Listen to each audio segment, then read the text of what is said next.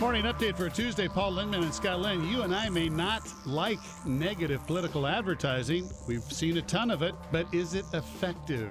And does it work with Oregon voters? Let's bring in Len Bergstein, longtime political strategist here in the state of Oregon, joining us on the morning update this morning. Len, we certainly saw it in the Bonamici-Cornelius race. What kind of impact does it have on Oregon voters?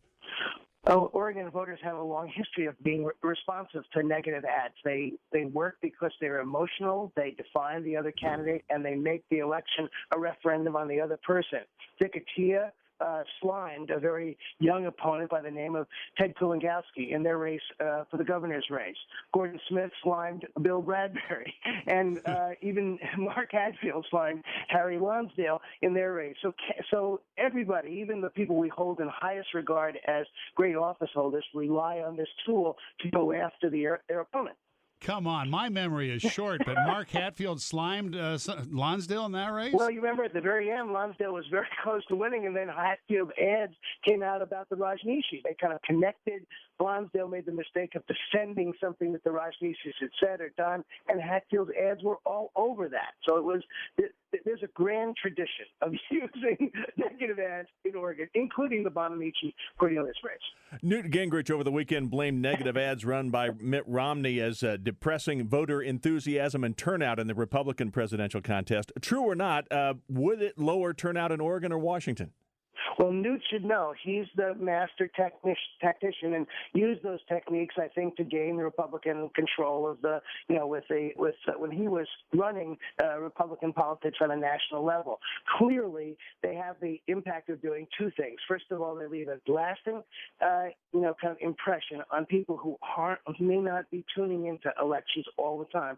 And secondly, those people who aren't all that connected or affiliated or likely to turn out are people who are turned off, particularly in Oregon, by negative advertising. Again, just to kind of make one more point, in the race between Gordon Smith and Ron Wyden, the first time to fill that Senate seat, basically Ron Wyden, if you'll recall, called a truce on negative advertising right at the end because people said, we're tired of this, we don't want it, it's too much.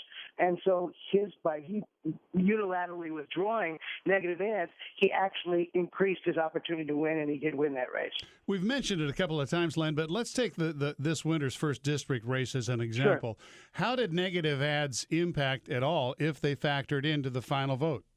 Well, first of all, I think that Congresswoman Bonamici was vulnerable, I think, to a Cornelius attack, that she looked like the incumbent, that she, in fact, might look and feel like a tax and spender. There were some arguments that Cornelius had, I think, that would have been very effective and would have been very damaging.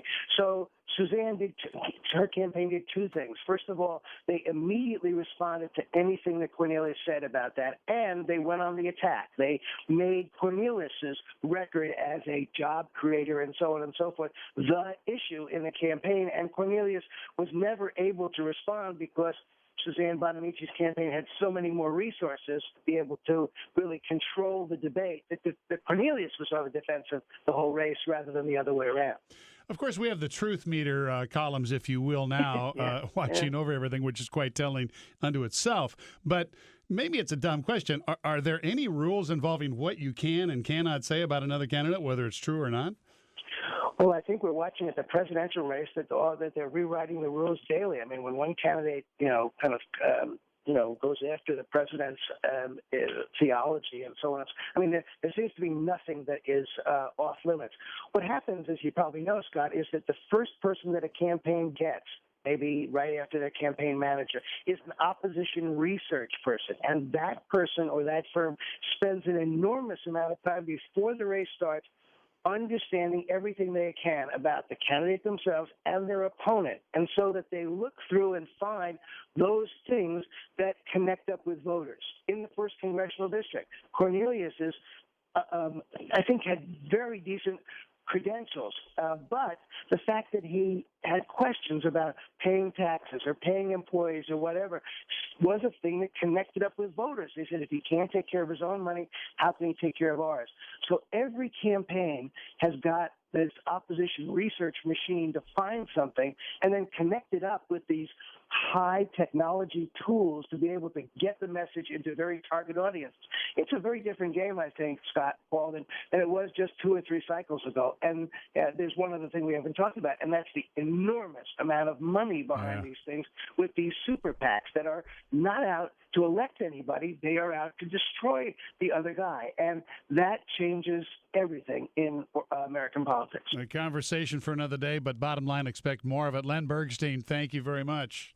Great talking with you. Thanks.